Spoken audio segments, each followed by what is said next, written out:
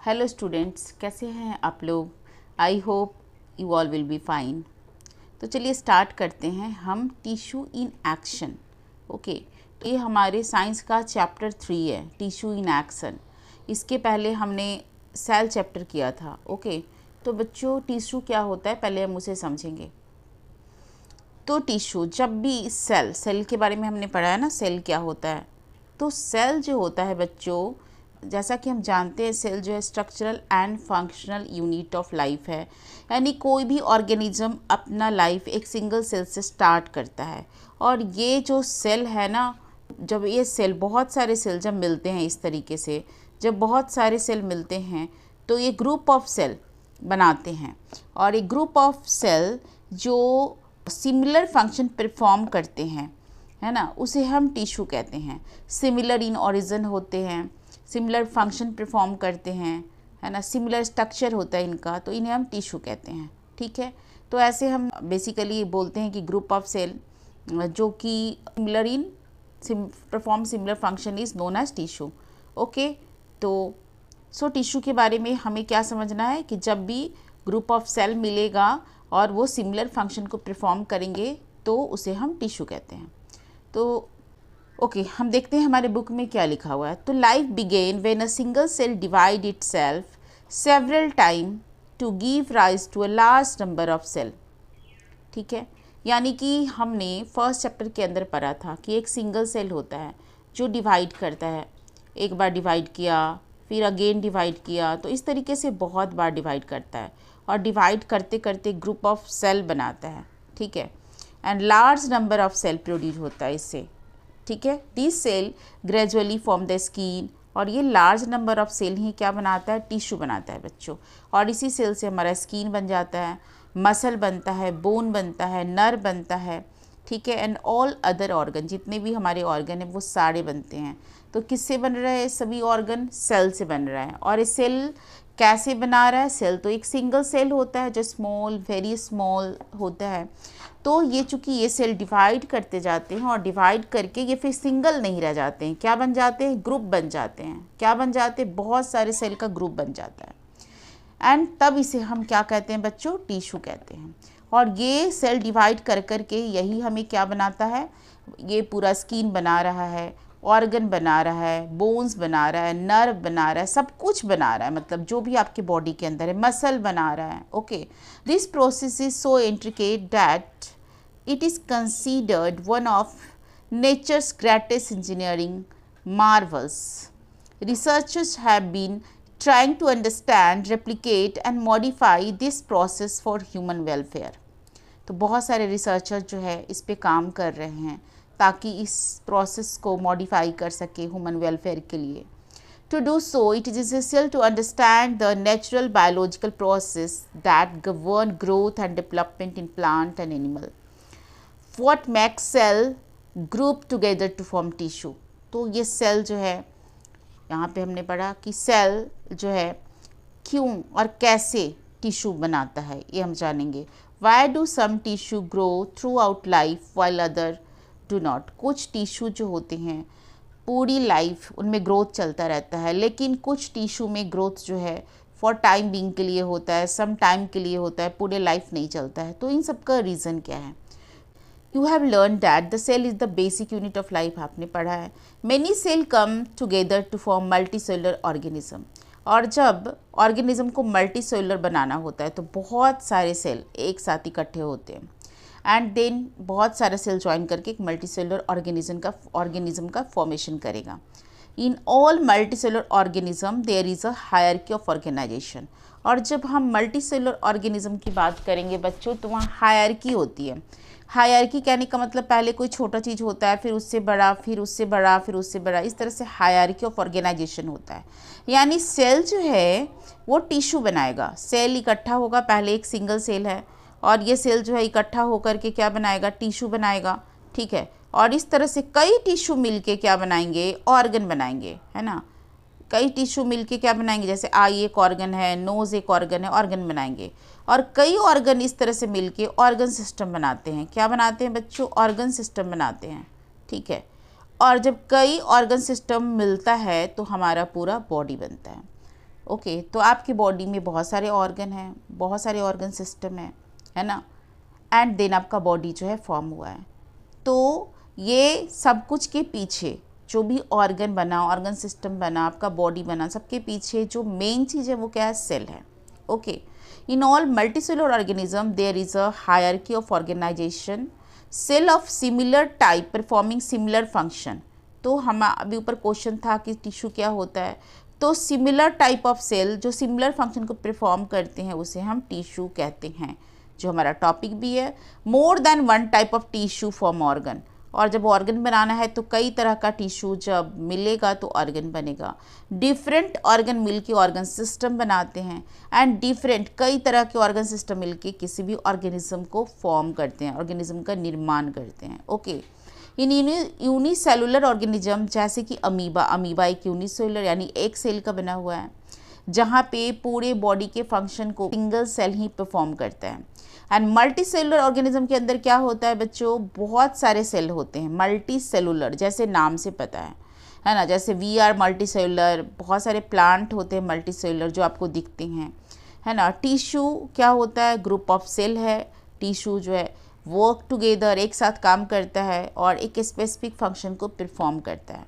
And the formation of different type of tissue leads to division of labour. तो बहुत सारा जब tissue आता है, जो अलग अलग तरह का टिश्यू जो बनता है, उसकी वजह से division of labour. Division of labour क्या होता है, मतलब काम का बंटवारा, है ना। अलग अलग टिश्यू, अलग अलग ग्रुप ऑफ टिश्यू अलग अलग फंक्शन को परफॉर्म करते हैं। ओके, इसी को हम बोलते हैं डिवीज़न ऑफ लेबर। जैसे सपोज़ आपके बॉडी में कुछ टिश्यू है जो डाइजेस्टिव सिस्टम के अंदर पाया जाता है, तो उनका काम क्या है, सिर्फ डाइजेशन करना। कुछ टिश्यू है जो नर्वस सिस्टम के अंदर, नर्वस टिश्यू पाया जाएगा, तो उनका काम क्या है, वो थॉट वगैरह प्रोसेस में इन्वॉल्व होते हैं, है ना। तो इस तरीके से कोऑर्डिनेशन, कंट्रोल, इन सब प्रोसेस में इन्वॉल्व होते हैं। तो आप देख रहे हो कि डाइजेस्टिव टिश्यू डाइजेशन में इन्वॉल्व होगा, nervous tissue coordination and control में इन्वॉल्व होगा। तो हर टिश्यू का, मस्कुलर टिश्यू है तो मस्कुलर टिश्यू है तो किसी भी वर्क को परफॉर्म करेगा, है ना, मसल से रिलेटेड वर्क को करेगा। तो हर टिश्यू अलग अलग काम को कर रहा है। ऐसा नहीं है कि आपका नर्वस सिस्टम नहीं काम कर रहा है तो चलो डाइजेस्टिव सिस्टम को लगा देते हैं, डाइजेस्टिव टिश्यू को नर्वस टिश्यू का वर्क दे देते हैं।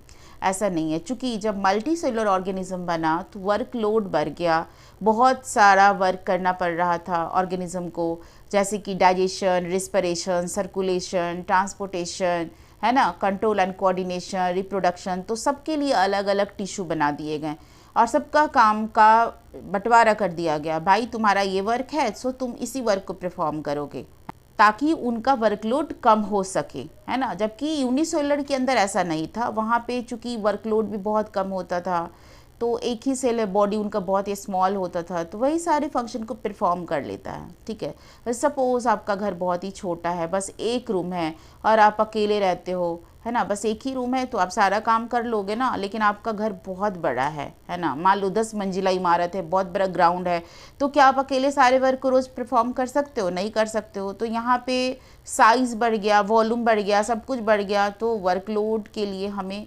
डिवीज़न ऑफ लेबर करना पड़ेगा, यानी उसका बंटवारा करना पड़ेगा। Okay, which increases the efficiency. और ये डिवीज़न ऑफ लेबर क्यों आया बच्चों, ताकि एफिशिएंसी बढ़ सके बॉडी का, and enable it to carry out complex life process. और आगे आपने देखा कि मल्टी सेलुलर ऑर्गेनिज्म के अंदर लाइफ प्रोसेस भी काफ़ी कम्प्लेक्स हो चुका है, जबकि यूनिसेलुलर ऑर्गेनिज्म के अंदर लाइफ प्रोसेस सिंपल होता है। ठीक है, तो कम्प्लेक्स लाइफ प्रोसेस को परफॉर्म करने के लिए हमें बहुत सारे सेल, मतलब बहुत सारे ग्रुप ऑफ टिश्यू की ज़रूरत थी, इसलिए हमने डिवीज़न ऑफ लेबर किया। Okay, in animal muscle tissue enable movement and nervous tissue carry message. तो आपको पता है कि एनिमल के अंदर मसल टिश्यू का काम क्या है, मूवमेंट करना। नर्वस टिश्यू का काम क्या है, मैसेज को ट्रांसफ़र करना। प्लांट के अंदर कंडक्टिंग टिश्यू होते हैं जो कंडक्ट करते हैं, जाइलम ट्रांसपोर्ट करता है वाटर को, एंड फिलोम ट्रांसपोर्ट करता है फूड को। यदि आपको याद ना रहे तो जाइलम से आप याद रख, तो जल, है ना, जल फॉर जाइलम, यानी वाटर को ट्रांसपोर्ट करता है। फिलोम बोलते हैं ना, ऐसे लगता है एफ से बोल रहे हैं, तो फिलोम एंड फूड, तो एफ याद रखना। ठीक है, तो फूड को ट्रांसपोर्ट करता है। तो इस तरीके से अलग अलग, चाहे वो एनिमल की बात करें या प्लांट की बात करें, इन सब में अलग अलग टिश्यू बना दिया गया। अलग अलग वर्क को परफॉर्म करने के लिए। अब नेक्स्ट टॉपिक है why are plant and animal tissue different. तो बच्चों पता है प्लांट और एनिमल के टिश्यू अलग अलग क्यों होते हैं, है ना। The building block of life you compare plant and animal cell. तो हमने सेल चैप्टर के अंदर पढ़ा था कि एनिमल और प्लांट के सेल भी अलग होते हैं। प्लांट के सेल में सेल वॉल होता है जबकि एनिमल के सेल में सेल वॉल नहीं होता है। मेजर डिफरेंस है most plant are fixed in one place and don't move from place to place like animal. अच्छा, एक और बात है कि बहुत सारे मतलब लगभग तुम प्लांट को देखते हो कि फिक्स होते हैं एक प्लेस पे, इनको प्लेस टू प्लेस मूव नहीं करना होता है। They need support to stay firm and upright. उनको क्या काम करना होता है, उनको सपोर्ट चाहिए ताकि वो हमेशा एक प्लेस पे खड़े रह सकें। Plant cell have a cell wall that provide rigidity and strength. तो प्लांट सेल में इसी वजह से सेल वॉल होता है जिससे उनको रिजिडिटी मिलता है एंड एक्स्ट्रा सपोर्ट मिलता है। In general animal can move, हम लोग मूव करते हैं ना एक जगह से दूसरे जगह। जैसे स्पॉन्जेस एक एनिमल है जो कि इमोबाइल होता है। बेसिकली स्पॉन्ज जो है वो इमोबाइल होता है, लेकिन बाकी सारे एनिमल तो मूव करते ही हैं। Without a rigid cell wall animal cell can change shape easily.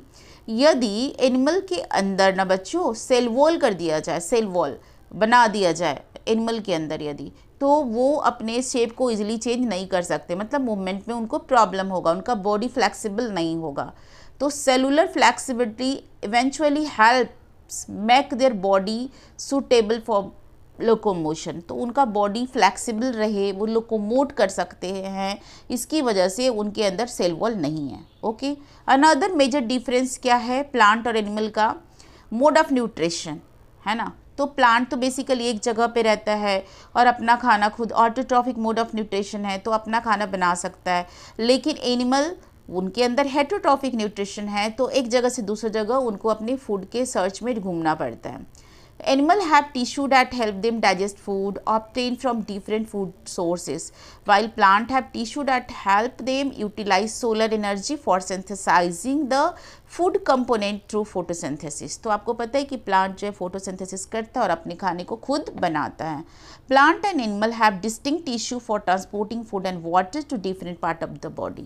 And plant और एनिमल दोनों में ट्रांसपोर्टेशन होता है, डिफरेंट पार्ट ऑफ बॉडी तक वाटर जाता है, और दोनों के अंदर जो है प्लांट और एनिमल के अंदर अलग अलग टिश्यू है जो ट्रांसपोर्टेशन में हेल्प करते हैं।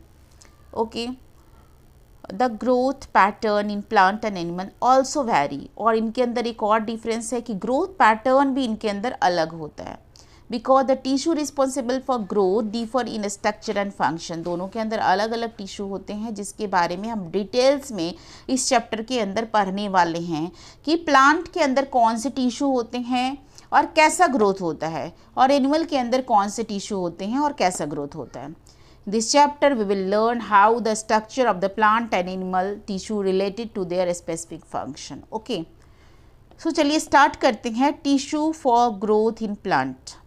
You must have observed that a small seedling grow into a tall tree root, grow deep into the soil, stem become thicker with time and grass grow again after being eaten by grazing animal. Okay, which tissue are responsible for the change?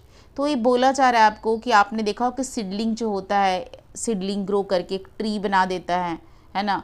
Root deeper grow करते हैं soil के अंदर, धीरे धीरे वो thick हो जाते हैं, है ना। Time and grass grow again. Grass को देखते हो कि ग्रेजिंग करने के बाद जब छोटा छोटा जैसे दूब घास होता है ना, जब गांव में चाहे कहीं देखते हो कि जानवर उसको जो एनिमल है ग्रेजिंग कर लेते, चढ़ जाते सारे घास को, उसके बाद फिर से वो ग्रो कर जाता है।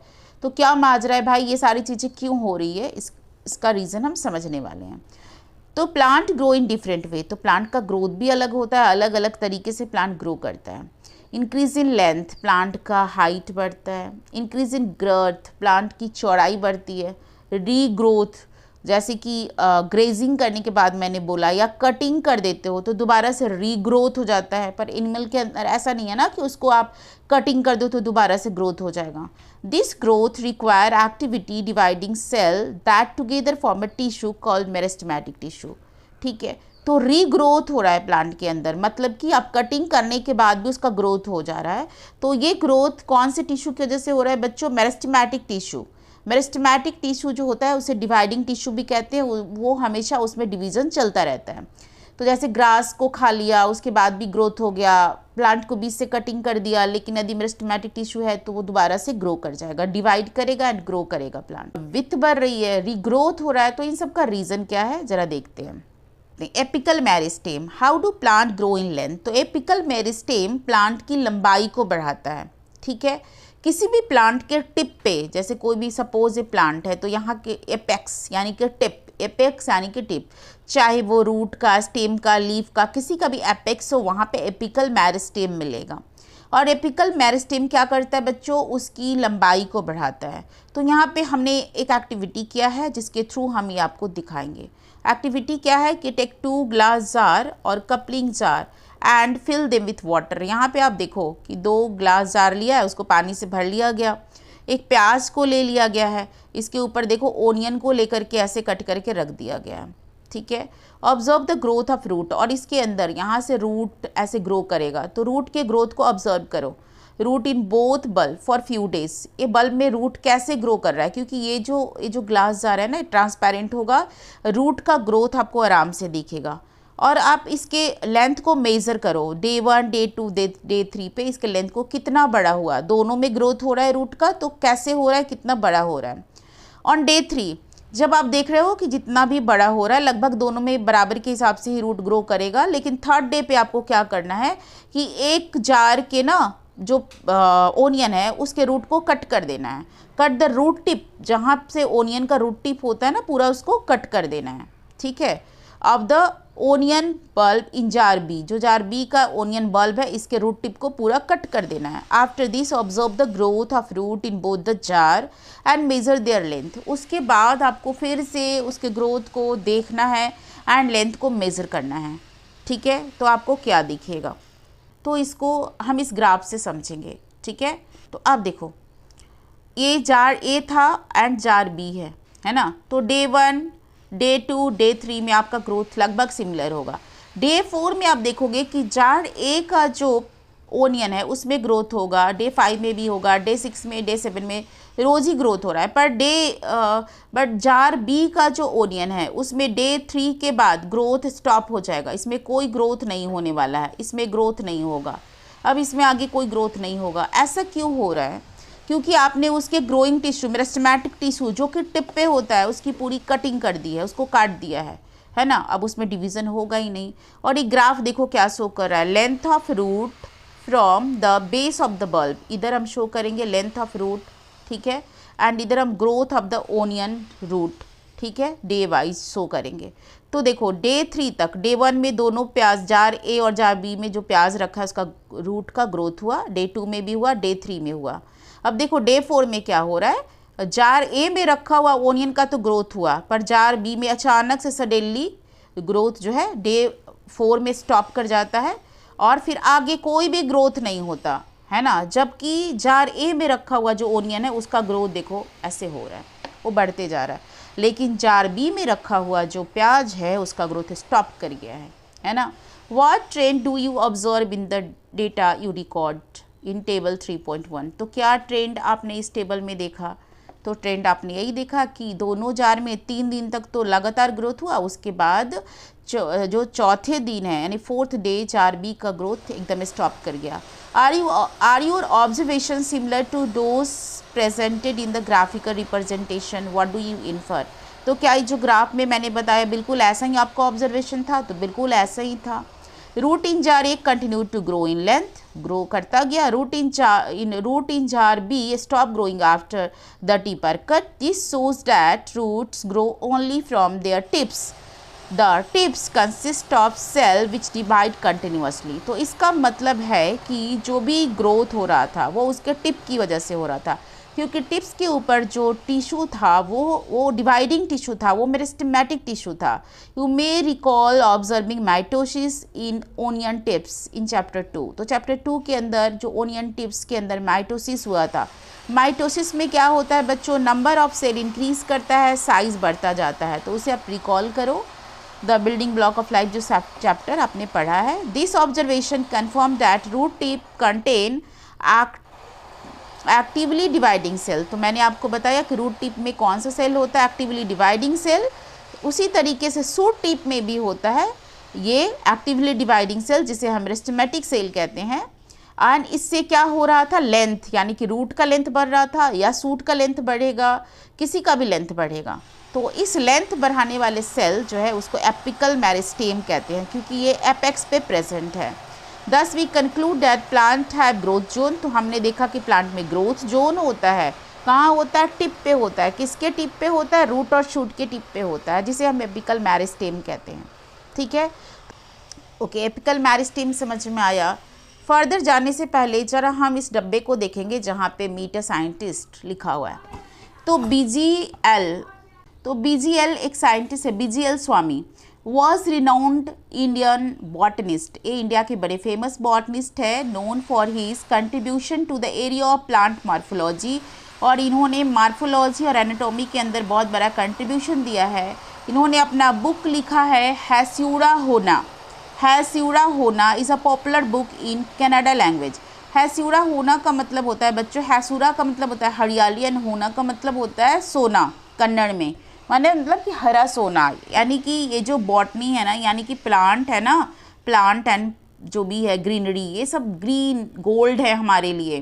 ठीक है, ब्लेंड ऑफ, और इनका जो बुक है इसके अंदर साइंस, सटायर यानी कि ह्यूमर, साइंस के साथ साथ ह्यूमर है ना, एंड कल्चर का मिक्सचर है। The book describe the botanical excursion in the forest of Western Ghat. यानी कि बॉटनी जो वेस्टर्न घाट में जो फॉरेस्ट है उसके बारे में बताया गया है, उसके बारे में बात की गई है। And is a treasure of plant description utilisation, plants के बारे में उसका description, utilisation, conservation, practice, botanical. Folklores का मतलब होता है बच्चों जो बॉटनी से रिलेटेड जो भी जो होता है ना, लोक कहानियाँ, लोगों में बहुत सारे तरह के, जैसे कि कुछ कहानियाँ हैं कि खेजड़ी के पेड़ की पूजा करने से अपना विशेष पूरा होता है, या पीपल के वृक्ष की पूजा करनी चाहिए। तो ये सब फोल्कलोर्स है, कुछ कहानियाँ related to plant and myth हैं कुछ इसमें। The book won the Kendra Sahitya Akademi award in 1978 and इस बुक को केंद्र साहित्य अकादमी अवार्ड भी मिला है 1978 में। तो बस इस साइंटिस्ट के बारे में हमें बताना था। अब आगे चलिए, तो हमने पढ़ा एपिकल मेरिस्टेम के बारे में। जो एपिकल मेरिस्टेम लंबाई बढ़ाता है किसी भी प्लांट के रूट और शूट का, यानी रूट और शूट के ग्रोथ के लिए कोई रिस्पॉन्सिबल है तो एपिकल मेरिस्टेम है। जो एपिकल मेरिस्टेम एक डिवाइडिंग टिश्यू होता है। अब हम पढ़ेंगे लैटरल मेरिस्टेम के बारे में। ये लैटरल मेरिस्टेम गर्थ को बढ़ाता है बच्चों, गर्थ को, यानी प्लांट की चौड़ाई को बढ़ाता है। लुक एट योर सराउंडिंग्स, देखो, and you must have observe that the stem of a dicot plant, बड़े बड़े प्लांट के स्टेम को आपने देखा होगा, जैसे मैंगो का स्टेम, जैसे नीम प्लांट का स्टेम, बहुत सारे प्लांट का स्टेम देखा होगा। Not only grow in length, उनकी लंबाई ही नहीं बढ़ती है ना, चौड़ाई भी बढ़ती है, डायमीटर यानी गर्थ भी बढ़ता है। What causes this increase in girth, तो उनकी चौड़ाई क्यों बढ़ती है। One possible explanation may be the activity of meristematic tissue if you have visited a timber।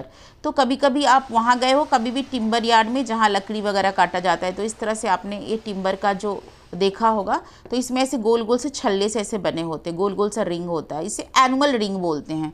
जितना इसका चौड़ाई बढ़ता है ना प्लांट का, तो annual ring, number of annual ring count करके आप बता सकते हो कि ये प्लांट कितना पुराना है ना। हर साल इसकी चौड़ाई बढ़ते जाती है और एनुअल रिंग भी बढ़ते जाता है। If a visited timber yard or observe the cut trunk of a tree, you may have noticed several ring-like pattern। तो इस तरह से ring-like pattern आप ऐसे भी कोई भी वुड कटा हुआ देखोगे उसमें मिलता है। These are annual ring। Some annual ring are wide and some are narrow। कुछ बहुत ही चौड़े होते हैं, कुछ नैरो होते हैं, reflecting the favorable और unfavorable growth condition। तो बहुत चौड़े यानी कि बहुत सारा स्पेस लेकर के बहुत चौड़ा सा वाइड एनुअल रिंग बना है, यानी ग्रोथ कंडीशन बहुत ही फेवरेबल रहा होगा। यदि फेवरेबल नहीं है तो बहुत छोटा सा एनुअल रिंग बन जाएगा। Scientist can estimate the age of tree and also understand the climatic condition under which it grow. तो इस एनुअल रिंग को ऑब्जर्व करके आप किसी भी प्लांट का एज जो है बता सकते हो, है ना, कि कितना पुराना है और किस कंडीशन में ग्रो किया है वो भी बताया जा सकता है कि जब प्लांट ग्रो कर रहा था तो उस समय वहाँ का कंडीशन कैसा रहा होगा, फेवरेबल था, अनफेवरेबल था। तो एनुअल रिंग का ग्रोथ जो है इन सब चीज़ों को बताने के लिए हम यूज़ कर सकते हैं। Location of apical meristem in sapling. The increase in girth occur due to presence of actively dividing cell. तो जो ये गर्थ है, एनुअल रिंग जो बन रहा है, क्योंकि चौड़ाई जो बढ़ रही है, तो ये जो गर्थ है ना, the increase in girth occur due to presence of actively dividing cell. तो ये जो चौड़ाई बढ़ रही है ना, एनुअल रिंग की वजह से, तो ये भी एक्टिवली डिवाइडिंग सेल है, यानी कि एक्टिवली डिवाइडिंग सेल की वजह से चौड़ाई बढ़ रहा है। यानी कि इधर साइड में भी कोई सेल है, यानी प्लांट के इस तरह से चौड़ाई बढ़ी, तो साइड में भी, इधर में भी कोई सेल है जो डिवाइड कर रहा है। अभी तो हमने देखा था कि प्लांट के टिप पे कोई डिवाइडिंग टिश्यू है, डिवाइडिंग सेल है, जिसकी वजह से उसकी लंबाई बढ़ रही थी। तो साइड में भी कोई सेल है जो उसकी चौड़ाई को बढ़ा रहा है। This cell divide and produce new cell. और ये सेल जो है डिवाइड करके नया सेल आउटसाइड, इनसाइड, ये जो कंसेंट्रिक रिंग है इसके अंदर में, बाहर में नए नए सेल को बना रहा है, leading to increase in diameter of the tree. और इस तरीके से प्लांट का डायमीटर बढ़ रहा है। तो साइड में जो सेल है जिसकी वजह से चौड़ाई बढ़ रहा है, इसको हम लैटरल मेरिस्टेम कहते हैं। ठीक है, जो प्लांट के साइड में सेल है जिसकी वजह से प्लांट की चौड़ाई बढ़ रही है, इसको हम क्या बोलते हैं बच्चों? लैटरल मेरिस्टेम बोलते हैं। ठीक है, तो आपने दो मेरिस्टेम के बारे में देखा, एक तो एपिकल जो लंबाई बढ़ाता है, लैटरल जो चौड़ाई बढ़ाता है। अब हम देखते हैं intercalary meristem. How do plant grow after being cut. किसी भी प्लांट को, जैसे आप रोज़ को कट कर देते हो तो उसके बाद उसका ग्रोथ हो जाता है ना। मैंने कहा ग्रेजिंग होने के बाद, प्लांट की ग्रेजिंग के बाद वो बढ़ जाता है, उसका ग्रोथ हो जाता है। तो कैसे होता है? We have learn that meristematic tissue are present at the tip of the root and shoot. तो हमने देखा था कि मेरिस्टेमेटिक कहाँ होता है बच्चों? रूट एंड शूट के टिप पे। What do you think happen to the growth of the plant if the tip of the young stem is cut. यदि यंग स्टेम के टिप को हम कट कर दिए थे, फर्स्ट केस में कट कर देते थे, तो क्या होता था? उसका ग्रोथ स्टॉप हो जाता था। The stem stop growing in length but new branches arises from the node of the stem. लेकिन नोड से नया ब्रांच अराइज हो सकता है ना। नोड क्या होता है, पहले हम नोड को समझेंगे और इंटर नोड को समझेंगे। तो देखो, जैसे कि ये प्लांट है, तो आपने बम्बू का प्लांट देखा होगा, गन्ने का, शुगर केन का प्लांट देखा होगा। तो ऐसे गांठें होती है थोड़े थोड़े दूर पे। ये प्लांट है, ठीक है, यहाँ पे गांठें है, तो ये जो है ना, ये नोड है। ये क्या है? नोड है। जहाँ पे गांठें होती है उसके हम क्या बोलते हैं? नोड बोलते हैं। ठीक है, और बीच वाले पार्ट को, जो चौड़ाई है, उसको हम इंटर नोड बोलते हैं। ठीक है, the intercalary meristem is located at the base of internode. तो जो इंटरनोड है ना, उसके बेस पे, इंटरनोड के बेस पे इंटरकैलरी मेरिस्टेम लोकेटेड होता है। ठीक है, node is a point on the plant stem where branch the node is a point on plant stem where branch or leaf arise। तो node क्या है? node वहाँ जहाँ से आप देखते हो ना कि कोई भी लीफ या ब्रांच अराइज होता है, उसको नोड बोलते हैं। जैसे देखो, यहाँ मैं दिखाती हूँ, देखो ये क्या है? ये नोड है। नोड से ये ब्रांच निकल रहा है। ठीक है, नोड से ब्रांच निकल रहा है, ये नोड है जहाँ से एक न्यू ब्रांच निकल रहा है। तो नोड वो पॉइंट होता है जहाँ से कोई नया ब्रांच या स्टेम निकलता है, लीफ निकलता है। You may also have observe that when the hedge around a garden is cut, after some time more branch appear again, giving the hedge a bushy appearance। तो आपने देखा होगा कि जब गार्डन में कट कर देते हैं तो और बहुत सारा ब्रांच निकलता है और एकदम बूसी अपीयरेंस देता है। यानी कि यदि दूब घास है उसको कटिंग कर दो तो और बहुत ज़्यादा ग्रो कर जाएगा। Grass also appear after some time being mowed. Grass भी मोड करने के बाद ग्रास को फिर और बहुत सारा निकलता है, ग्रेजिंग के बाद भी निकलता है। This happen because of the presence of intercalary meristem at the node of the stem. और ये सब पॉसिबल है ड्यू टू इंटरकैलरी मेरिस्टेम। और ये इंटरकैलरी मेरिस्टेम कहाँ होता है? नोड के पास। ठीक है, कहाँ होता है? नोड के पास। दस plant have 3 type of meristem. तो हमने देखा कि प्लांट के पास 3 मेरिस्टेम है, एपिकल, लैटरल, इंटरकैलरी। एपिकल की वजह से लेंथ बढ़ेगा, लैटरल की वजह से साइड यानी विथ बढ़ता है, और इंटरकैलरी की वजह से जो नया स्टेम अराइज होता है from the node. Okay, the apical meristem located, apical कहाँ लोकेटेड था बच्चों? टिप पे लोकेटेड था। और लैटरल लोकेटेड था साइड में, है ना, सर्कमफेरेंस के राउंड। और इंटरकैलरीज लोकेटेड था बेस ऑफ सर्टेन प्लांट, जैसे कि ग्रास, हेल्प देम रीजनरेट। तो बेस के मतलब नोड के बेस में प्रेजेंट होता है, जो कटिंग करने के बाद ग्रो कर सकता है। Together this meristem account for growth in length, girth and branching in plant. तो ये 3 मेरिस्टेम जो हमने पढ़ा, ये सारे मेरिस्टेम मिल करके क्या करते हैं? प्लांट की हाइट बढ़ाते हैं, प्लांट का विथ बढ़ाते हैं, यदि कटिंग कर देते हैं प्लांट को तो तभी उससे नया प्लांट रीजनरेट करवाते हैं। The cell of the meristematic tissue are small, have thin cell wall. तो बच्चों अब हम देखेंगे कि मेरिस्टेमेटिक टिश्यू होता कैसा है। तो जब आप मेरिस्टेमेटिक टिश्यू को देखोगे तो ये ग्रुप में तो होता ही है, लेकिन ये कैसा होता है, थीन होता है। सेल वॉल इसका बहुत ही थीन होता है और न्यूक्लियस लार्ज एंड प्रोमिनेंट होंगे। न्यूक्लियस बड़े होते हैं, यानी कि यदि ये सेल है तो ये सेल वॉल है। ये सेल वॉल बहुत ही पतला होगा एंड न्यूक्लियस यदि इसका बीच में है तो न्यूक्लियस बड़ा सा, लार्ज एंड प्रोमिनेंट होगा। ठीक है। एंड साइटोप्लाज्म काफ़ी डेंस होता है विथ मेनी ऑर्गेनल्स भी होते हैं। वैक्यूल्स जनरली नहीं होता है, एब्सेंट होते हैं। And cell are tightly packed with little और नो इंट्रासेलुलर स्पेस। तो ये बहुत इंपॉर्टेंट है ये वाला पॉइंट। तो जो भी सेल होंगे, तो मान लो सपोज ये सेल है, ये दूसरा सेल है, ये तीसरा सेल है, इस तरीके से टिश्यू बना तो ये टाइटली पैक्ड होते हैं, इंटरसेलुलर स्पेस नहीं होता है, सेल वॉल काफ़ी थीन होते हैं, साइटोप्लाज्म अबंडेंट होता है, न्यूक्लियस प्रोमिनेंट होता है। ठीक है, तो ये सारे फीचर्स हैं जो आप याद रखना, इनके फीचर्स। ठीक है।